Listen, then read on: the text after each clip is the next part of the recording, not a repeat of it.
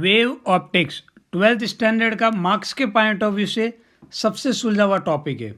यदि मैं बोलूँ कि सबसे इजी टॉपिक जो हर एक स्टूडेंट कवर कर सकता है 12th स्टैंडर्ड के अंदर, तो वो मेनली 3 टॉपिक ही आते हैं।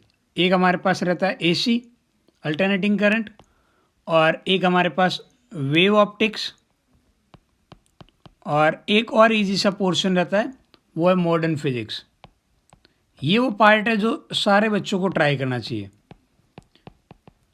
ये वो पार्ट है जो कभी भी आपको मिस नहीं करना चाहिए। ये सबसे स्कोरिंग पोर्शन है, बड़े आसानी से सबको समझ में आ जाते हैं। लिमिटेड क्वेश्चन की वैरायटी है और बहुत ही कम टाइम के अंदर कवर हो जाता है।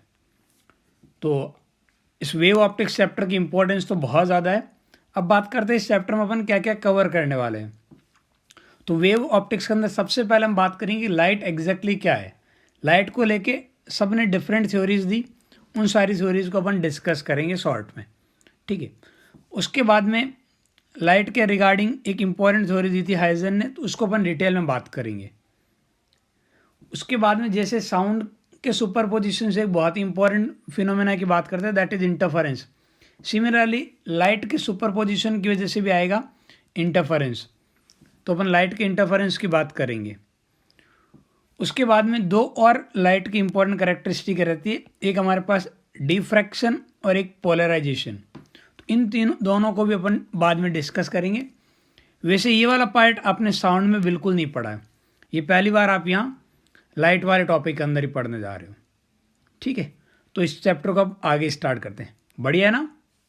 अपन स्टार्ट करते हैं लाइट की डेफिनेशन से। तो light it is basically form of energy which gives sensation of site. फिर अब बात करते हैं डिफरेंट थ्योरीज की। तो लाइट के रिगार्डिंग सब ने अपनी अपनी डिफरेंट ओपिनियन रखी। सबसे पहले अपन न्यूटन की ओपिनियन की बात कर लेते हैं। तो न्यूटन के अकॉर्डिंग जो लाइट है ये जब ट्रैवल करती है तो छोटे छोटे पार्टिकल्स की फॉर्म में ट्रैवल करती है, और इन छोटे से पार्टिकल्स को बोलते हैं कॉर्पकल्स, ठीक है। और जो डिफरेंट कलर होता है आपके पास लाइट का, that is due to the different size of this tiny particles. तो ऐसा न्यूटन का मानना था। हालांकि न्यूटन बहुत ही कम कैरेक्टरिस्टिक को एक्सप्लेन कर पाया अपनी थ्योरी की हेल्प से। इस वजह से न्यूटन के बाद में नेक्स्ट साइंटिस्ट की बात करेंगे, हाइजन वेव थ्योरी। तो हाइजन के अकॉर्डिंग हमारे पास जो लाइट है it is similar to the sound wave. जैसे साउंड लॉन्गिट्यूडनल वेव होती है, वैसे लाइट भी हमारे पास लॉन्गिट्यूडनल वेव है, ऐसा हाइजन ने बोला। और जो भी हमारे पास लॉन्गिट्यूडनल वेव होती है वो बेसिकली मैकेनिकल वेव होती है, they need medium to travel. तो फिर लाइट इतनी दूर से ट्रैवल करके कैसा आ रही है? तो इन्होंने बोला कि भाई जो हमारी लाइट है वो एक हाइपोथेटिकल मीडियम में ट्रैवल करती है जिसे आप ईथर बोलते हो। और इस मीडियम के बारे में भी उन्होंने बोल दिया that it is highly elastic और लो डेंसिटी। हाई इलास्टिक की वजह से स्पीड बहुत ज़्यादा है, और लो डेंसिटी की वजह से एनर्जी लॉस बहुत कम है, ठीक है। इसलिए लाइट बहुत दूर से ट्रैवल करके आ रही है। हालांकि हम हाइजन की थ्योरी की बात करें तो बहुत कुछ इन्होंने एक्सप्लेन कर दिया, लेकिन एक जो फंडामेंटल चीज़ थी जो स्टार्टिंग में इन्होंने बोली थी दैट लाइट हमारे पास लॉन्गिट्यूडनल वेव है, ये स्टार्टिंग ही इन्होंने गलत की। लाइट लॉन्गिट्यूडनल वेव नहीं होती, ठीक है। लेकिन फिर भी इन्होंने काफ़ी कुछ एक्सप्लेन किया। अपन डिटेल में इस चैप्टर में इसके बारे में बात करेंगे। इसके बाद में अपन बात करेंगे मैक्सवेल थ्योरी की। तो मैक्सवेल के अकॉर्डिंग लाइट हमारे पास एक इलेक्ट्रोमैग्नेटिक वेव है, और जो इलेक्ट्रोमैग्नेटिक वेव होती है उनकी स्पीड इस तरीके से होती है और उनको मीडियम की ज़रूरत नहीं होती। तो मैक्सवेल और हाइजन दोनों का यही मानना था कि आपके पास लाइट वेव है, बस हाइजन ने ये बोला कि वो लॉन्गिट्यूडनल वेव है यानी कि मैकेनिकल वेव है, जबकि मैक्सवेल ने कहा वो इलेक्ट्रोमैग्नेटिक वेव है और ट्रांसवर्स वेव है। बस डिफरेंट काइंड ऑफ वेव पे बात हो रही थी। यदि मैं मैक्सवेल थ्योरी की बात करूं तो मैक्सवेल के अकॉर्डिंग यदि मैं मान के चलूं तो ऑलमोस्ट लाइट के सारे फिनोमेना एक्सप्लेन हो जाते हैं, ऑलमोस्ट सारे।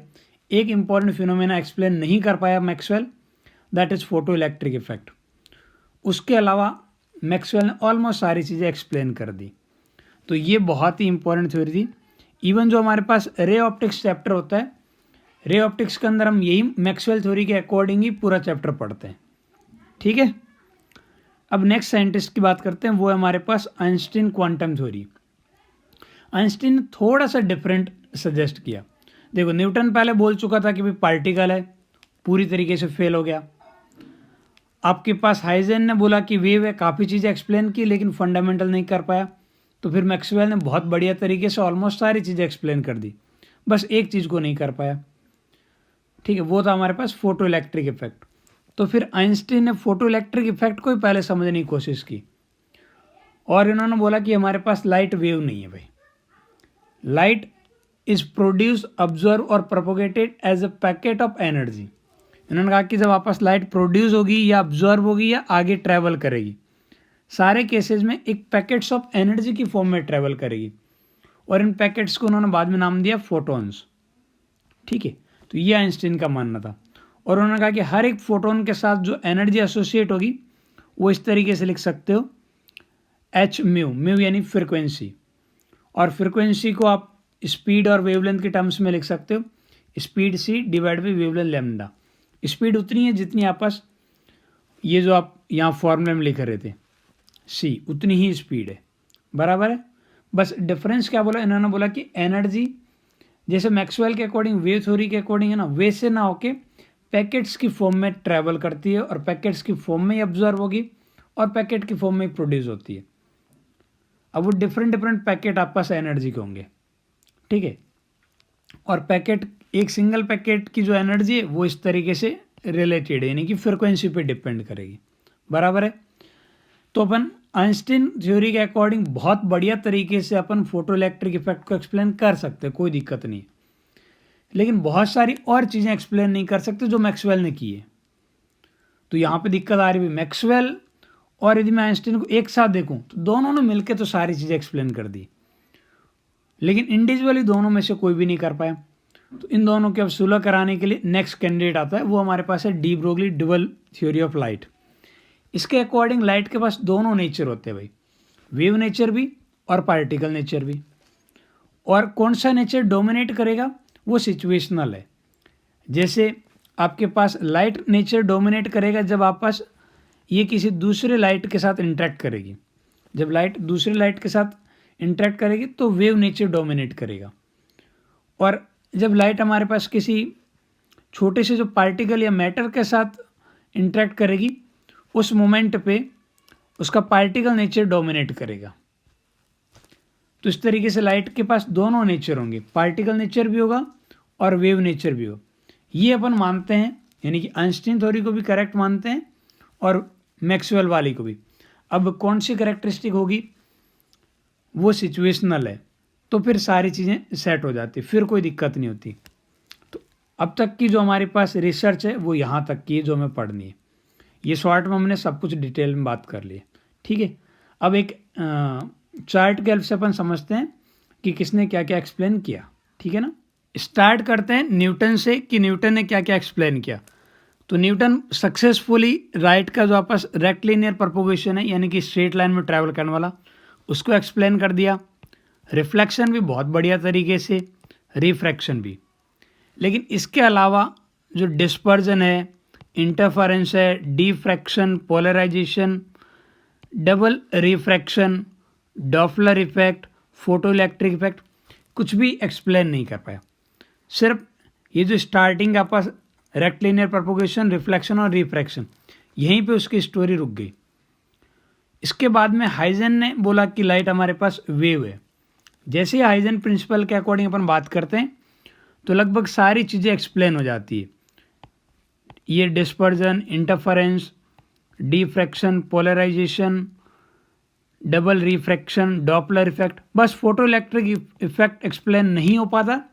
उसके अलावा बहुत जल्द पता लग गया था कि लाइट ट्रांसवर्स वेव है, यानी कि इन्होंने जो फंडामेंटल चीज़ बोली ना कि ये आपस लॉन्गिट्यूडनल वेव है, वो गलत है, ये पता लगा। हालांकि इससे बहुत कुछ एक्सप्लेन हो रहा था, इसमें कोई दिक्कत नहीं थी। फिर बात करते हैं मैक्सवेल की। तो मैक्सवेल ने तो बस यही बोला ना कि लाइट आपस इलेक्ट्रोमैग्नेटिक वेव है, लेकिन है वेव ही। तो ये सारी चीज़ें वेव थ्योरी के अकॉर्डिंग बहुत बढ़िया तरीके से एक्सप्लेन हो जाती है। एक ही चीज़ पे आके फिर से वही बात अटकती है, वो है हमारे पास फोटो इलेक्ट्रिक इफेक्ट। इस फोटो इलेक्ट्रिक इफेक्ट को एक्सप्लेन नहीं कर पाया मैक्सवेल भी।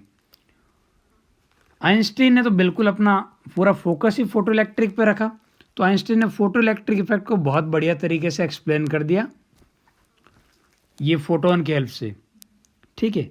उसके अलावा ये जो रेक्टिलिनियर प्रोपोगेशन है, रिफ्लेक्शन, रिफ्रैक्शन जो न्यूटन ने किया था, न्यूटन की तरह ये भी एक्सप्लेन कर पाए, बस न्यूटन फोटो इलेक्ट्रिक को एक्सप्लेन नहीं कर पाए और ये फोटो इलेक्ट्रिक को बहुत बढ़िया से एक्सप्लेन कर पाया। उसके अलावा बाकी जो भी फिनोमिना है वो बिल्कुल भी एक्सप्लेन नहीं कर पाया। और जैसे आप दोनों की एक साथ बात करते हो, जो आप डी ब्रोगली की बात करते हो, उन्होंने कहा कि मैक्सवेल वाली बातें भी सही है और आइंस्टीन की भी सही है, तो फिर सारी बातें एक्सप्लेन हो जाती, फिर तो कुछ बचता ही नहीं है। सब कुछ आप डिफाइन कर सकते हो ये कि लाइट की ये करेक्टरिस्टिक क्यों है। हर एक चीज़ पॉसिबल है जब आप दोनों को एक साथ लेके आते हो। तो ये आपका शॉर्ट में था कि किसका कितना क्या अचीवमेंट था, कौन कितना सक्सेसफुल रहा लाइट के रिगार्डिंग उनकी थ्योरीज को, ठीक है। यहाँ तक के पार्ट में कोई दिक्कत नहीं है ना, बहुत बढ़िया। हाइजेन की बात करते हैं तो एक चीज़ दिमाग में आती है कि सर इसने पहला स्टेटमेंट ही गलत बोल दिया कि लाइट लॉन्गिट्यूडनल वेव है। फिर भी हम इतना डिटेल में इस चैप्टर में उसी को क्यों डिस्कस करेंगे, तो उसका एक ही रीज़न है कि हाइजेन ने बहुत ही सिस्टमेटिक तरीके से सारे लाइट के फिनोमेना को एक्सप्लेन किए थे और उसके जो भी थ्योरीज थी बिल्कुल वैसे ही मानते हुए कि आपस जैसे वाटर सरफेस पे वेव होती है ना, या जो साउंड वेव होती है, उसने उससे रिलेट करने की कोशिश की, ठीक है, और फिर लाइट को एक्सप्लेन किया। और वो जो सिस्टमेटिक एक्सप्लेनेशन है उसके लिए उसने एक वर्ड यूज़ किया था, वो था हमारे पास वेव फ्रंट। तो ये जो वेव फ्रंट है, it is suggested by Huygens, it is suggested by Huygens, ठीक है। अब बात करते हैं ये वेव फ्रंट होता क्या है। तो इन्होंने बोला कि wave front basically it is a locus of all the particles travel vibrating in same phase, यानी कि मीडियम के वो सारे पार्टिकल का लोकस जो सेम फेज के अंदर वाइब्रेट कर रहे हैं, उसको इन्होंने बोला है आपस वेव फ्रंट। तो मैं इसकी डेफिनेशन वाइज ऐसा बोल सकता हूँ, the locus of all particles, locus of all particles in a medium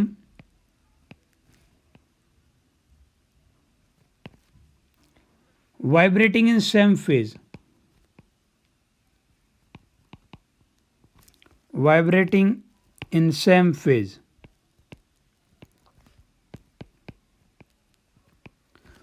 उसको अपन क्या बोलेंगे, wave front, is called wave front.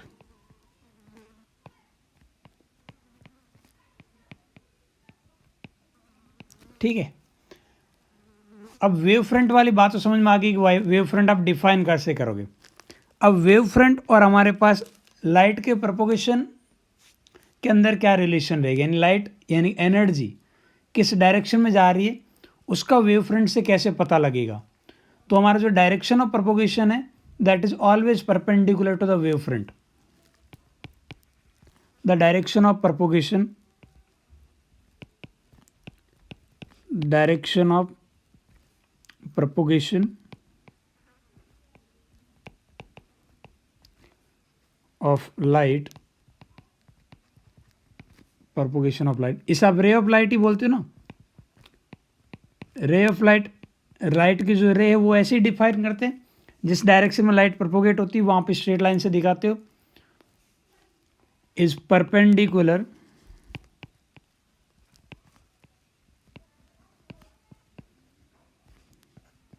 is perpendicular to the wave front। वैसे ये दोनों स्टेटमेंट सुन के कुछ याद आना चाहिए, इलेक्ट्रोस्टैट से काफ़ी आप रिलेट कर सकते हो। इलेक्ट्रोस्टैट के अंदर जो आपके पास इलेक्ट्रिक फील्ड लाइंस होती है ना, उससे आप यदि रे ऑफ लाइट मानते हो तो जो इक्विपोटेंशियल सरफेस होता है उसी तरीके से हमारा वेव फ्रंट डिफाइन हो रहा है। थोड़ा देख लो, इलेक्ट्रोस्टैट के अंदर जैसे इलेक्ट्रिक फील्ड लाइंस होती है, यहाँ पे वो रे ऑफ लाइट होगी, और रे ऑफ लाइट यानी कि इलेक्ट्रिक फील्ड लाइन के परपेंडिकुलर जो सरफेस होता है उसे आप क्या बोलते हो, इक्विपोटेंशियल सरफेस। और यहाँ पे रे ऑफ लाइट के परपेंडिकुलर जो सरफेस होगा जहाँ सारे पार्टिकल सेम फेज के अंदर वाइब्रेट करेंगे, वहाँ सारे पार्टिकल सेम पोटेंशियल पे होते थे, तो उसे वेव इक्विपोटेंशियल सरफेस, और यहाँ पे वेव फ्रंट। तो वेव फ्रंट इक्विपोटेंशियल से काफ़ी कुछ रिलेटेड है, सिर्फ समझने के पॉइंट ऑफ से, बाकी कोई रिलेशन नहीं है भाई, एकदम डिफरेंट थ्योरीज की बात करें। मैं ये सिर्फ याद रखने के तरीके पे बात कर रहा हूँ कि आप किस तरीके से फीलिंग ले सकते हो इन दोनों में रिलेशन पे। अब नेक्स्ट अपन बात कर लेते हैं टाइप्स ऑफ वेव फ्रंट के। वेव फ्रंट कैसे हो सकते हैं दिखने में, टाइप्स ऑफ वेव फ्रंट। तो अब ये बताओ इक्विपोटेंशियल सरफेस कैसे दिखते थे, वो डिपेंड करते थे सोर्स ऑफ इलेक्ट्रिक फील्ड पे। तो यहाँ पे ये डिपेंड करेंगे सोर्स ऑफ लाइट पे। सपोज मैं एक पॉइंट सोर्स लेता हूँ, ये लिया मैंने एक पॉइंट सोर्स, ठीक है। तो इस पॉइंट सोर्स पे अलग नज़ारा दिखेगा, और एक मैं लेता हूँ लाइन सोर्स, तो यहाँ पे नज़ारा अलग दिखेगा। ये लिया मैंने लाइन सोर्स। पॉइंट सोर्स की बात करूँगा तो हमारे पास इस तरीके से इलेक्ट्रिक ये वो रहेगा आपके पास स्पेरिकल फॉर्म के अंदर वेव फ्रंट। वेव फ्रंट हमारे पास स्पेरिकल फॉर्म में रहेंगे, ये आगे वेव फ्रंट। और आप रे ऑफ लाइट की बात करोगे तो ray of light wave front के परपेंडिकुलर रहेंगे। तो इस तरीके से ये हमारे पास रे ऑफ लाइट,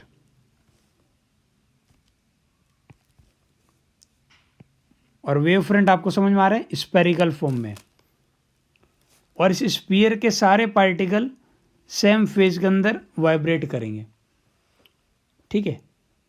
तो ये हमारे पास आगे स्पेरिकल वेव फ्रंट हो गया ये हमारे पास। और यदि लाइन सोर्स है तो लाइन सोर्स से जो हमारे पास वेव फ्रंट बनेंगे वो बेसिकली सिलेंड्रिकल वेव फ्रंट बनेंगे। लाइन सोर्स से जो वेव फ्रंट बनेंगे वो हमारे पास सिलेंड्रिकल वेव फ्रंट बनेंगे। इस तरीके से मैं सिलेंड्रिकल वेव फ्रंट की बात कर सकता हूँ, ऐसे, ठीक है। एक सिलेंडर बना लेते हैं,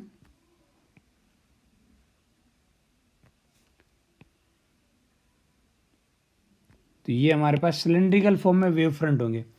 अच्छा, यहाँ पे आप रे ऑफ लाइट देखोगे तो रे ऑफ लाइट इस तरीके से रहेगी, perpendicular to the wave front. Wave front का हमेशा परपेंडिकुलर रहेगी। वहाँ पे देखो यदि आपके पास पॉइंट चार्ज था तो इलेक्ट्रिक फील्ड लाइंस ऐसी आ रही थी जैसे रे ऑफ लाइट आ रही है, और जो इक्विपोटेंशियल सरफेस था वेव फ्रंट की तरह आ रहा था। ये बस दोनों में याद रखने का तरीका एक बिल्कुल आइडेंटिकल चीज़ें हो रही है। तो वेव फ्रंट की शेप क्या होगी वो डिपेंड करेगा सोर्स ऑफ एनर्जी पे। लाइट का सोर्स क्या है, पॉइंट सोर्स है तो स्पेरिकल होने चाहिए, और लाइन है तो सिलेंड्रिकल होने चाहिए, और यदि प्लेन है तो फिर प्लेन आ जाएंगे। यदि आपका सोर्स ऑफ लाइट प्लेन होगा तो जो वेव फ्रंट आएंगे वो भी प्लेन आ जाएंगे, बराबर है। तो यहाँ तक अपन ने बात कर ली कि वेव फ्रंट क्या होता है, और वेव फ्रंट और आपस लाइट की प्रोपोगेशन के डायरेक्शन में क्या रिलेशन रहेगा, और टाइप्स ऑफ वेव फ्रंट पे बात कर रहे थे, ठीक है ना। अब बात करते हैं कि ये आगे ट्रैवल कैसे करते हैं एनर्जी, या फिर बोलूँ लाइट प्रोपोगेशन कैसे ट्रैवल करती है, और इसका वेव फ्रंट के साथ क्या रिलेशन है, ठीक है। जैसे मैं एक सिंपल पॉइंट सोर्स की बात कर लेता हूँ, ये लिया मैंने एक पॉइंट सोर्स, ठीक है। तो इस पॉइंट सोर्स से आपको पता है कि इस तरीके से स्पेरिकल फॉर्म में हमारे पास वेव फ्रंट निकलेंगे, कोई दिक्कत नहीं है। तो इस तरीके से स्पेरिकल फॉर्म में वेव फ्रंट निकलेंगे। ये किसी मोमेंट पे एक वेव फ्रंट को ले लिया मैंने, ठीक है। और इस वेव फ्रंट के जितने भी पॉइंट की बात करूं, वेव फ्रंट के सारे पार्टिकल अब जो है ना, they will act as an source of new disturbance. They will act as an source of new disturbance, act as a source of new disturbance, act as a source of new disturbance.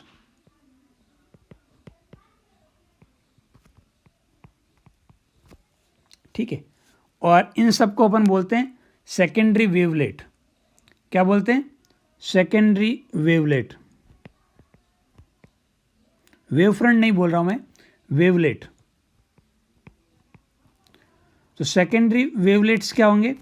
ये basically wave front के सारे particle एक new source of disturbance की तरह act करेंगे और इन सारे particles को अपन क्या बोलेंगे?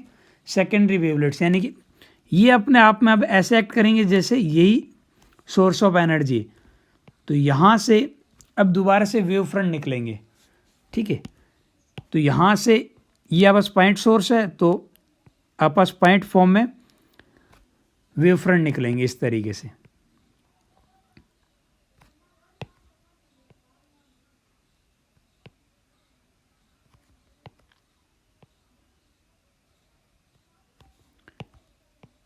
ऐसे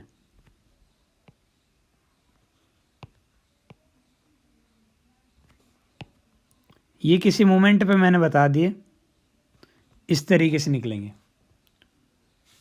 तो जैसे यहाँ से इस पॉइंट से स्पेरिकल फॉर्म में वेव फ्रंट निकल रहे थे ना, वैसे ही आपका सेकेंडरी जो आप ये जो सेकेंडरी वेवलेट्स है, जो आपस वेव फ्रंट के ऊपर जो पॉइंट है, वो वैसे ही एक्ट करेंगे जैसे एनर्जी यहीं से निकल रही, बिल्कुल वैसे ही हर एक डायरेक्शन के अंदर एनर्जी प्रोपोगेशन होगा इन सेकेंडरी वेवलेट से, ठीक है। और अब ये जो सेकेंडरी वेवलेट्स है ना, ये आपके पास सेकेंडरी वेवलेट है, इन सबको यदि मैं एक टेंजेंशियली फॉरवर्ड डायरेक्शन में ज्वाइन कर दूं, ऐसे टेंजेंशियली फॉरवर्ड डायरेक्शन में ऐसे ज्वाइन कर दूं, तो एक नया वेव फ्रंट मिल जाएगा। मैंने कहाँ ज्वाइन किया? टेंजेंशियली फॉरवर्ड डायरेक्शन में ज्वाइन किया। तो ये जो नया वेव फ्रंट मिल रहा है, इसे अपन बोल रहे हैं सेकेंडरी वेव फ्रंट। अब आप देखिए, सेकेंडरी वेव फ्रंट और सेकेंडरी वेवलेट डिफरेंट चीज़ है, ठीक है। और ये जो सेकेंडरी वेव फ्रंट मिला है आपको, इसके ऊपर वेव फ्रंट के ऊपर भी जितने भी पार्टिकल होंगे, again they will act as a new source of energy, they will again act as a new source of energy. तो यहाँ से फिर से हमारे पास वेव फ्रंट निकलेंगे और उनको यदि आप फॉरवर्ड डायरेक्शन में जो इधर की तरफ हमारे पास आएगा ना, तो मैं ऐसे पहले बना देता हूँ कुछ इस तरीके से, ठीक है। ये यहाँ पे जो सेकेंडरी वेव फ्रंट है ना, वहाँ से जो न्यू सोर्स आ रहे हैं, उनसे जो नया वेव फ्रंट बन रहा है, तो ये हमारे पास अब हो जाएगा सेकेंडरी वेव फ्रंट। ये क्या हो जाएगा? Secondary wave front. और इस सेकेंडरी वेव फ्रंट के लिए ये वाला जो है ना, अब ये हो जाएगा हमारे पास प्राइमरी वेव फ्रंट। तो बस ये जो प्राइमरी और सेकेंडरी वाला है ना, ये एक दूसरे के रिस्पेक्ट में जैसे जैसे वेव फ्रंट आगे बढ़ता है, अब ये जो आपका सेकेंडरी वेव फ्रंट है, नेक्स्ट वाले वेव फ्रंट के लिए प्राइमरी का काम करेगा और ये अपने आगे एक और वेव फ्रंट जनरेट करेगा। इस तरीके से हमारे पास वेव फ्रंट हमेशा फॉरवर्ड डायरेक्शन में ट्रैवल करता है। जो वेव फ्रंट है always travel in the forward direction of medium, पहली चीज़ ये। दूसरी, वेव फ्रंट में जितने भी पार्टिकल्स रहेंगे जिन्हें आप सेकेंडरी वेवलेट्स बोल रहे हो, they always vibrate in same phase, ये हमेशा सेम फेज में रहेंगे। Secondary wavelet they always vibrate in same phase.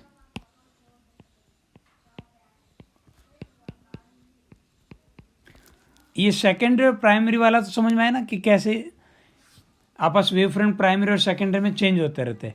Primary secondary wave front produce करेगा और सेकेंडरी फिर एक नया वेव फ्रंट प्रोड्यूस करेगा, तो उसके लिए वो प्राइमरी हो जाएगा और आगे वाला सेकेंड हो जाएगा। और इस तरीके से वेव फ्रंट आपस आगे की तरफ ट्रैवल करते रहेंगे। बराबर है? कोई दिक्कत तो नहीं है ना? बहुत बढ़िया। हाइजेन थ्योरी की हेल्प से अपन एक्सप्लेन करेंगे कि लाइट का रिफ्रैक्शन कैसे होता है, ठीक है। ये मैंने एक मीडियम लिया है, यानी ये दो बाउंड्री ली है मीडियम की। इधर की तरफ एक मीडियम है जहाँ मैं रिफ्रैक्टिव इंडेक्स मान लेता हूँ μ1 है, और यहाँ ये जो वाइट कलर की बाउंड्री के बाद में आगे का मीडियम है μ2। एकदम प्लेन सरफेस लिए, बाउंड्री प्लेन है, और इस पर इंसिडेंट होने वाला जो लाइट है वो भी आपस एक प्लेन वेव इंसिडेंट हो रही है, यानी कि प्लेन वेव फ्रंट है। बराबर है? तो प्लेन वेव फ्रंट के अंदर आपस जो रे होगी वो सारी एक पैरेलल बीम होगी। तो इस तरीके से चलो मान लेते हैं कि एक पैरेलल बीम इंसिडेंट हो रही है, एक पैरेलल बीम इस तरीके से हमारे पास यहाँ वेव फ्रंट पे इंसिडेंट हो रही है।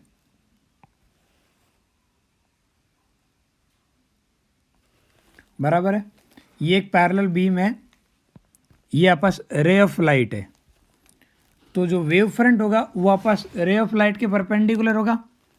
तो इस तरीके से एक वेव फ्रंट इंसिडेंट हुआ है, ये रहा हमारे पास वेव फ्रंट।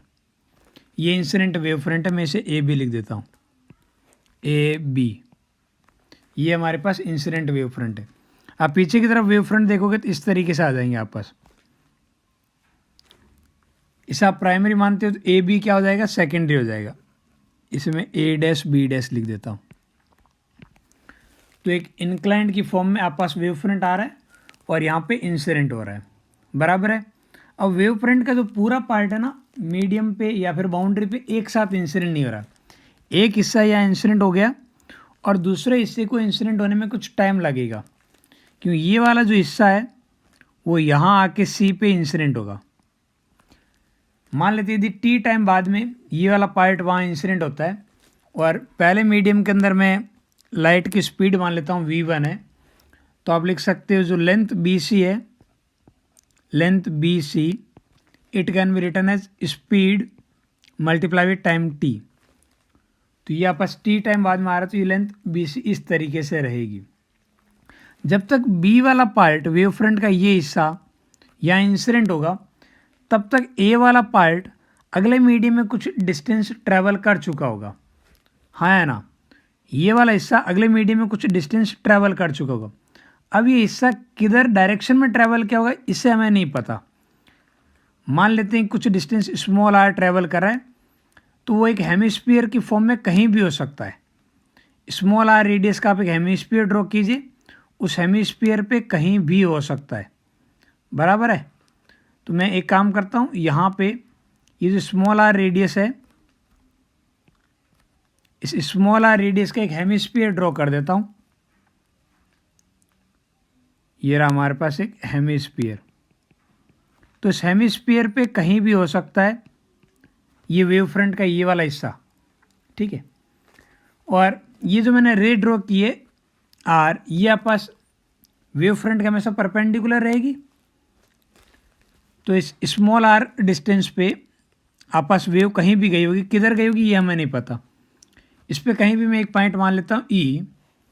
तो ये जो स्मॉल r है, इस स्मॉल r को मैं मैथमेटिकली ऐसा लिख सकता हूँ, इधर वाले मीडियम में स्पीड मल्टीप्लाई विद टाइम, कि उतने टाइम में कहाँ आगे बढ़ी वही बात कर रहे हैं।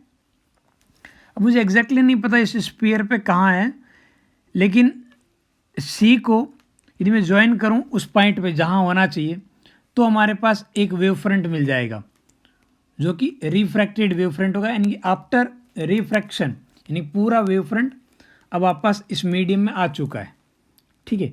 और वेव फ्रंट हमेशा रे के परपेंडिकुलर होता है। तो जो भी आपस यहाँ से मैं ये जो हेमिस्फीयर की रेडियस होगी वो आपस B और उस पॉइंट को मिलाने वाली लाइन के परपेंडिकुलर होगी।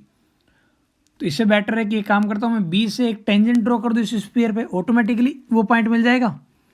तो मैं यहाँ पे एक टेंजेंट ड्रॉ कर रहा हूँ इस स्फीयर पे, ठीक है। इस तरीके से एक टेंजेंट ड्रॉ की मैंने, तो ये वो पॉइंट मिल गया। ये पॉइंट मान लेता हूँ मैं E। तो ये R क्या है, बेसिकली AE हो गया। R क्या है, AE। और ये जो आप पास CE जो मैंने लिखा है ना, CE, ये हमारे पास CE ये हमारा रिफ्रैक्टेड वेव फ्रंट है, रिफ्रैक्टेड वेव फ्रंट। अभी वेव फ्रंट ऐसे ही ट्रैवल करेगा, इतनी एंगल बिल्कुल वैसे भी आगे ट्रैवल करता रहेगा, क्योंकि अब बाउंड्री नहीं आएगी तो ये चेंज नहीं होगा। तो बिल्कुल प्लेन में ऐसे ही CE आगे चलता रहेगा। AB और CE ये पैरेलल नहीं बोल रहा हूँ मैं, ठीक है। समझ में आ रही है आपको बात। और ये जो AB यहाँ पे है ना, ये हमारे पास जो AB है, ये हमारे पास इंसिडेंट वेव फ्रंट है। क्या है, इंसिडेंट वेव फ्रंट। रेज की बात नहीं कर रहा हूँ, वेव फ्रंट की बात कर रहा हूँ। यदि आप पुराने वाले के हिसाब से बात करो, पुराने वाले यानी कि आपस रे ऑप्टिक्स के अकॉर्डिंग बात करो, तो वहाँ पे अपन हमेशा एक नॉर्मल ड्रॉ करते थे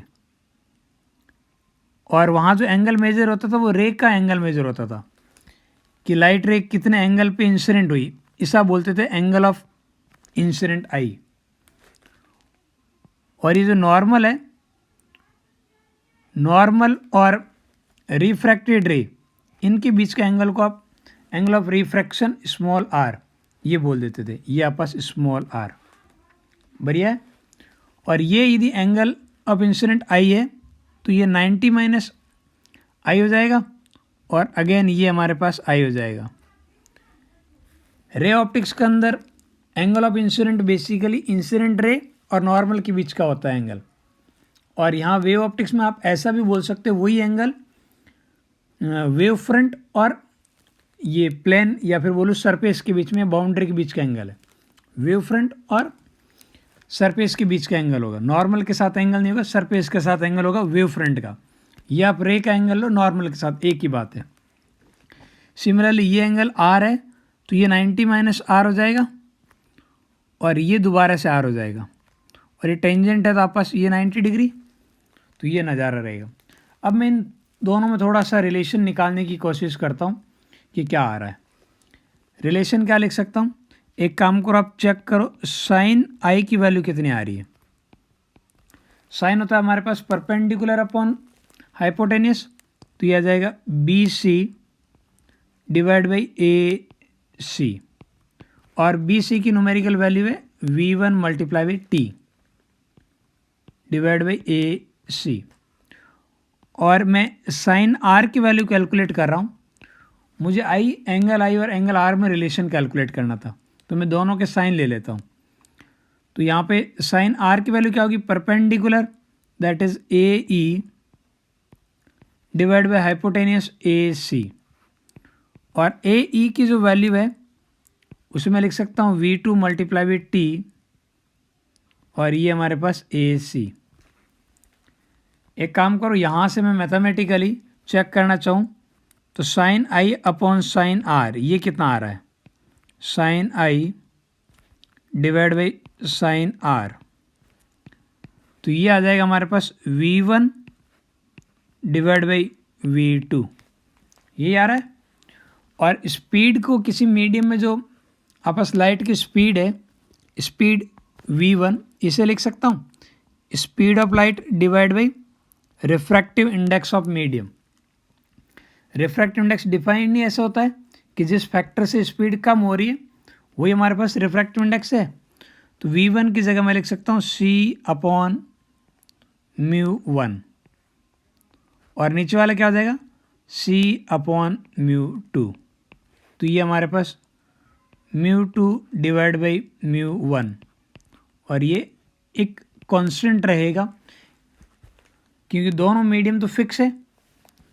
तो गिवन मीडियम या गिवन बाउंड्री के लिए आपके पास साइन आई और साइन आई का ratio sine I upon sine R, ये जो रेशियो है वो हमेशा कांस्टेंट रहेगा।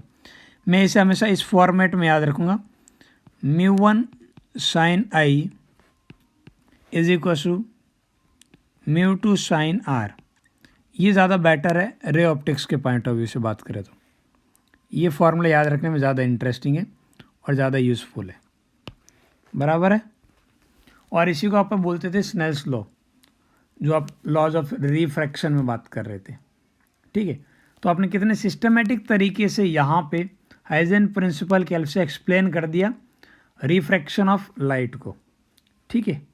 तो इस तरीके से बहुत ही सिस्टमेटिक तरीके से आप रिफ्रैक्शन ऑफ लाइट को एक्सप्लेन कर सकते हो using Huygens principal.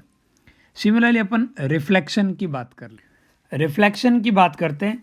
Reflection basically bouncing back of light into the same medium, यही होगा। यहाँ पे अपन दो मीडियम लिए 1 और 2, इनके सरफेस को मैंने प्लेन सरफेस लिया है और यहाँ पे एक प्लेन वेव इंसिडेंट हो रही है। सपोज इस तरीके से किसी एंगल पे हमारे पास एक रे इंसिडेंट हुई है, और यदि प्लेन वेव है तो सारी रेज हमारे पास पैरेलल होगी इस तरीके से, और वेव फ्रंट एक्सप्लेन हो जाएगा, ये हमारे पास वेव फ्रंट ए बी, बढ़िया है। ये वेव फ्रंट ए बी, और ये बेसिकली रे है जो मैं एरो से बता रहा हूँ। और पीछे देखें तो ये कहीं ना कहीं इस तरीके से वेव फ्रंट आ रहे थे, आगे प्राइमरी सेकेंडरी के फॉर्म में चेंज होते होते। ये वो वेव फ्रंट थे सारे पैरेलल, एक प्लेन सरफेस ही आप लाइन की तरह इमेजिन मत कीजिए, ये बेसिकली सरफेस है। तो ये हमारे पास जो ए बी है ये इंसिडेंट वेव फ्रंट है, ए बी है हमारे पास incident wave front, wave front. बढ़िया। तो इसका एक हिस्सा पहले इंसिडेंट हो जाएगा, दूसरा हिस्सा बाद में इंसिडेंट होगा, दूसरा हिस्सा आप पास सी पॉइंट पे जाके इंसिडेंट होगा कुछ टाइम के बाद में। मान लेते टी टाइम बाद में इंसिडेंट हुआ, तो आप जो डिस्टेंस है बी सी इसे लिख सकते हो स्पीड मल्टीप्लाई विद टाइम, कोई दिक्कत नहीं है। जब तक दूसरा हिस्सा इंसिडेंट होगा तब तक वेव फ्रंट का ये वाला हिस्सा बाउंस बैक हो जाएगा सेम मीडियम के अंदर और कुछ डिस्टेंस ट्रैवल कर लेगा। अब एग्जैक्टली हमें पता नहीं कि वो डिस्टेंस कितनी ट्रैवल करेगा, ठीक है, लेकिन कुछ डिस्टेंस ट्रैवल करेगा। यहाँ पे टी टाइम मिल रहा है तो टी टाइम के अंदर वो जितनी डिस्टेंस कवर कर सकता है उतनी कवर करेगा। मान लेते हैं कुछ आर डिस्टेंस ट्रैवल कर रहा है, तो यदि मैं आर डिस्टेंस की बात करूँ तो ये वो ए पॉइंट है, ए पॉइंट से आर डिस्टेंस का मैं एक हेमिस्फीयर ड्रॉ करूँगा, तो इस हेमिस्फीयर पे कहीं भी हो सकता है हमारा ये वाला पॉइंट। समझ में आ रही बात आपको? तो ये आर रेडियस का ये हेमिस्फीयर आप ड्रॉ करोगे और इस हेमिस्फीयर पे कहीं भी हमारे पास वो हो सकता है पॉइंट, ठीक है। इस तरीके से मैं एक हेमिस्फीयर ड्रॉ कर देता हूँ स्मॉल आर रेडियस का, और ये जो हेमिस्फीयर है इस हेमिस्फीयर का वो पॉइंट सी से आप ज्वाइन करोगे तो आपको क्या मिलेगा? वेव फ्रंट मिलेगा, रिफ्लेक्टेड वेव फ्रंट। और वेव फ्रंट हमेशा रे के परपेंडिकुलर होता है, तो बेसिकली सी से यदि मैं एक टेंजेंट ड्रॉ करूं तो सीधा ही मुझे वो पॉइंट मिल जाएगा जिसकी मुझे तलाश है ना। तो सी से मैं एक काम करता हूँ, टेंजेंट ड्रॉ करता हूँ, तो मुझे वो पॉइंट मिलेगा जिसकी बारे में सोच रहा था, ये वो पॉइंट मिल गया ई। तो ये जो सी ई है, सी ई या ई सी, ये हमारे पास रिफ्लेक्टेड वेव फ्रंट होगा, रिफ्लेक्टेड वेव फ्रंट। और ये जो आपके पास यदि मैं बात करूं ए सी की, ए ई की, ए और ई को ज्वाइन करने वाली लाइन ए ई, ये डिस्टेंस ए ई कितने लिख सकता हूं? स्पीड सेम मीडियम में ट्रैवल कर रहा है रिफ्लेक्टेड वाला भी, तो उतनी स्पीड रहेगी और टाइम भी उतना ही मिल रहा है, तो ये बेसिकली बी सी के इक्वल ही डिस्टेंस होनी चाहिए, हाँ या ना। तो ये आपके पास रिफ्लेक्टेड वेव फ्रंट और ये आपके पास इंसिडेंट वेव फ्रंट। और यदि आप ए ई की बात करते हो ना, तो ये बेसिकली रे होगी, यहाँ वाली रे रिफ्लेक्ट होकर ऐसे जाएगी और ये इसके परपेंडिकुलर, ये आपस रिफ्लेक्टेड रे यहाँ से ऐसे जाएगी और ये आपस रिफ्लेक्टेड वेव फ्रंट। समझ में आ रही बात? ये आगे ट्रैवल करते हुए इस तरीके से आगे बढ़ता रहेगा। तो रे और वेव फ्रंट में थोड़ा सा डिफरेंस देखना होगा। और यदि आप रे ऑप्टिक्स के अकॉर्डिंग बात करते हो तो वहाँ पे आप जो एंगल मेजर होता है हमारा वो नॉर्मल के साथ होता है, तो मैंने एक नॉर्मल ड्रॉ किया है, इस एंगल को आप एंगल ऑफ इंसिडेंट बोलना चाहिए। ये यदि हमारे पास एंगल ऑफ इंसिडेंट है तो अगेन ये वाला एंगल 90 माइनस आई, तो ये एंगल दोबारा से आई हो जाएगा, ठीक है। और ये जो रिफ्लेक्टेड रे है इसका ये जो एंगल है ये आपके पास स्मॉल आर होना चाहिए, ये स्मॉल आर हुआ तो ये हमारे पास जो एंगल होगा ये वाला, ये आपके पास 90 माइनस आर और ये अगेन आर हो जाएगा। अब आप चेक करो, थोड़ा मैथमेटिकली अपन कैलकुलेट करते हैं आई और आर में रिलेशन निकालने के लिए। तो साइन आई की वैल्यू अगेन कितनी आ रही है? साइन आई की वैल्यू को आप लिखोगे perpendicular that is BC divide by AC, बराबर है। और साइन R की बात करोगे तो साइन R हमारे पास रहेगा perpendicular that is AE divide by hypotenuse AC, है ना।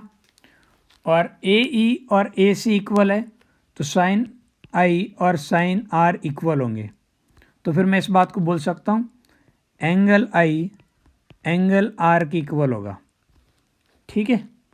और ये आपस लॉज ऑफ रिफ्लेक्शन था, angle of incidence is equal to the angle of reflection. तो ये आपने वेव फ्रंट की हेल्प से एक्सप्लेन कर दिया कि लाइट किस तरीके से बाउंस बैक हुई, बराबर है। कोई दिक्कत तो नहीं है ना।